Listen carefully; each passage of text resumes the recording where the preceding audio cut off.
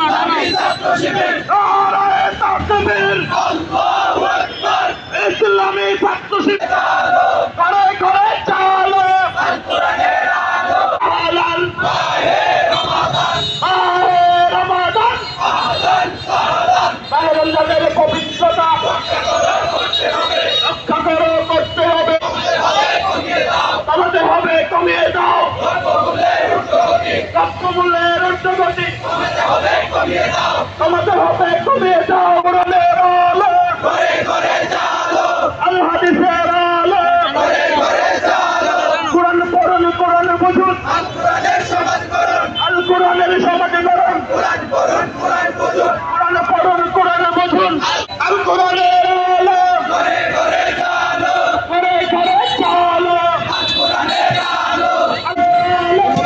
দেশের স্বাধীনতা ও সার্বভৌমত্ব তন্ত্র প্রহরী মেধাবী ছাত্রদের প্রিয় সংগঠন শহীদি কাফেলা বাংলাদেশ ইসলামী ছাত্র শিবির কুমিল্লা মহানগরী শাখা কর্তৃক আয়োজিত মাহে রমজানকে স্বাগত জানিয়ে র্যালি পরবর্তী সমাবেশে আমাদের মাঝে উপস্থিত আছেন বাংলাদেশ ইসলামী ছাত্র শিবির কুমিল্লা মহানগরী সংগ্রামী সেক্রেটারি নাজমুল হাসান ভাই সহ প্রিয় উপস্থিতি, সবাইকে আন্তরিক সালাম, আসসালামু আলাইকুম ওয়া রাহমাতুল্লাহি ওয়া বারাকাতুহু। মহান আল্লাহ তাআলার দরবারে লাখো কোটি শুকরিয়া আদায় করছি, যিনি আমাদেরকে একটি বছর সুস্থ রেখে জীবিত রেখে আবারও মাহে রমজান আমাদেরকে উপহার দিয়েছেন। সেজন্য আমরা মহান আল্লাহ তাআলার দরবারে শুকরিয়া আদায় করছি, আলহামদুলিল্লাহ। দরুদ ও সালাম প্রেরণ করছি বিশ্ব মানবতার মুক্তির দিশারি রাসূল করিম সাল্লাল্লাহু আলাইহি সাল্লামের প্রতি, সাল্লাল্লাহু আলাইহি ওয়াসাল্লাম। শহীদ ভাইদের জান্নাতি মর্যাদা কামনা করছি। প্রিয় উপস্থিতি, আমরা সবাই অবগত আছি আগামীকালকে থেকে আমাদের মাহে রমজান শুরু হবে।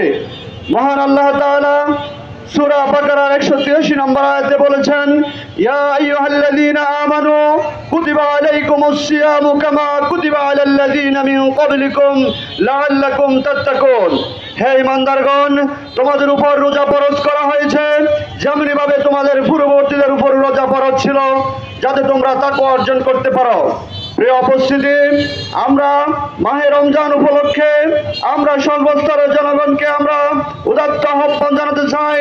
মাহে রমজান যেহেতু কোরআন নাজিলের মাস, আসুন আপনি নিজে কোরআন পড়ুন, কোরআন বুঝুন এবং কোরআন অনুযায়ী রাষ্ট্র পরিচালনা করুন।